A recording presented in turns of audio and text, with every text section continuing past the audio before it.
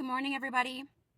So a little update about my mother. My mother's currently at dialysis undergoing treatment, and there's been some staff changes. A little short staff these days.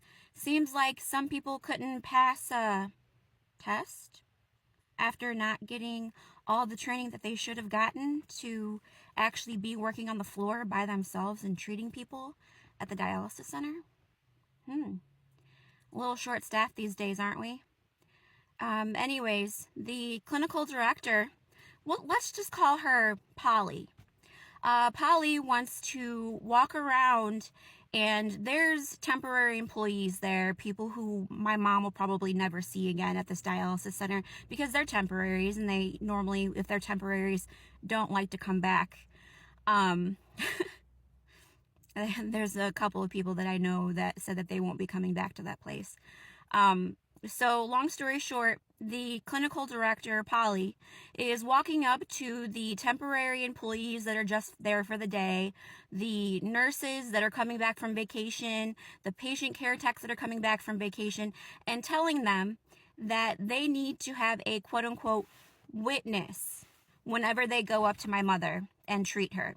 So essentially, at any time, because my mom's blood pressure typically runs low, it runs high, her heart rate is typically high these days now, especially after being assaulted at the facility.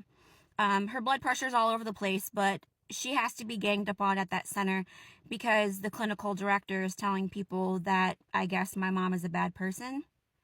I guess you're a bad person when you get assaulted at a dialysis center by a patient care tech, and then when your daughter calls 911, I guess you're a bad person when the facility administrator / executive director / medical director, whatever she wants to call herself, she calls herself Nikki, but her real name is Winnetka.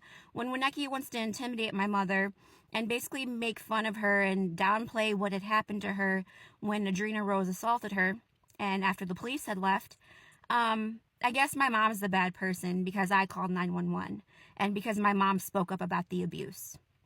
So now she's on a behavioral contract and she doesn't have freedom of speech. And anytime she says anything that someone doesn't like, oh, that's against your behavioral contract. Oh, I'm going to go tell Polly about this. So essentially, my mom can't just be a normal patient. Other people there, I have witnessed with my own eyes, have cursed patient care techs out, have said, quote unquote, I'm going to get your ass in front of me while I'm going to pick up my mother. And they don't do